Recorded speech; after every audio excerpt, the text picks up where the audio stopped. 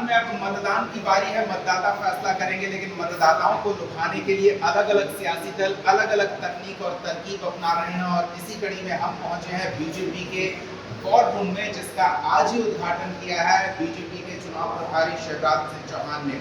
तो हम यहाँ मौजूद हैं और आपको दिखाएंगे कि किस तरह की तैयारी है बीजेपी के वॉर रूम में इन झारखंड के 81 सीटों पर जीत के लिए पूरा दमखम लगा देने के लिए। हमारे साथ यहाँ पूरा कार्यभार संभाल रहे हैं, इनसे भी हम थोड़ी बातचीत करेंगे और समझने का प्रयास करेंगे कि इस वॉर रूम के सेटअप को किस तरह से तैयार किया गया है, किस उद्देश्य के साथ। सबसे पहले तो ये जानना चाहेंगे कि क्या आपका ये वॉर रूम का सेटअप है? देखिए, वॉर रूम में जो 81 विधानसभा की बैठक है, उसके हिसाब से पार्लियामेंट के वाइज वॉर रूम को डिवाइड किया गया है। जिसमें 3 है, यहाँ पे ये लोकसभा का कार्य हो रहा है। जो भी हमारे वर्कर हैं जो डोर टू डोर कैंपेन कर रहे हैं, पंचप्रण की जो बात है, गोगो दीदी अभियान जो हुआ उसकी बात है, वो डोर टू डोर पहुँच रहा है के लिए उसका मॉनिटरिंग है। कितने घर पर हमारे लोग पहुँचे, वहाँ से क्या रिस्पॉन्स हुआ, उनकी क्या एक्सपेक्टेशन है, हमारे वर्कर जा रहे हैं नहीं जा रहे हैं, कितने डोर टू डोर होने चाहिए, पूरा जो है प्रबंधन का, चुनाव प्रबंधन का काम यहाँ से हो रहा है। उसके इसमें मीडिया मॉनिटरिंग, सोशल मीडिया की पब्लिसिटी, कैंपेन, सारी चीज़ों को मॉनिटरिंग करिए हमें समझ। कोशिश क्या है, इसका उद्देश्य?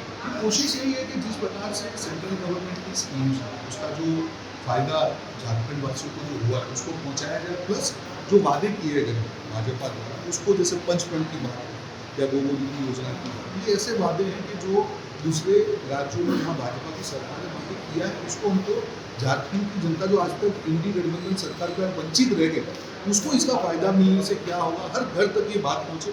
उनको मालूम है कि 5 साल में उनके साथ अन्याय हुआ, जो वादे किए वो पूरे नहीं हुए, जो भ्रष्टाचार है, जो जिस प्रकार से आज झारखंड वासी को अपना काम करवाने के लिए जो भ्रष्टाचार का वो शिकार है, उससे कैसे उसको मुक्ति मिले। हम सब जानते हैं कि भाजपा की इतनी सारी सरकारें को जो भ्रष्टाचार की बात आती है आपको कहीं पर नहीं मिलेगा। तो पहले तो हमको झारखंड को भ्रष्टाचार से मुक्ति दिलानी और उसके बाद जो भाजपा की योजना है उसका लाभ दिलाना। तो ये दोनों ये बात कहते हैं कि हम पूरे हर समय प्रचार मोड में रहते हैं और चुनाव की तैयारी में रहते हैं। तो अब तक 5 साल में आपने क्या लगता है कि सर चुनाव के समय को कर लेना काफी होता है, या फिर इस और उनका कुछ और उद्देश्य है, आपको सियासी के ऊपर पढ़ल बनाना है?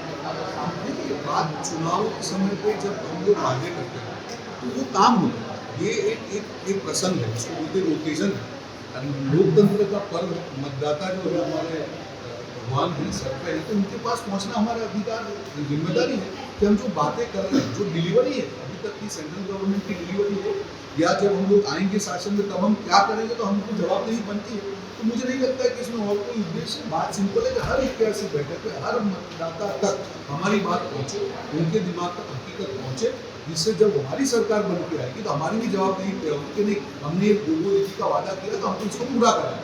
तो ये वाली बात।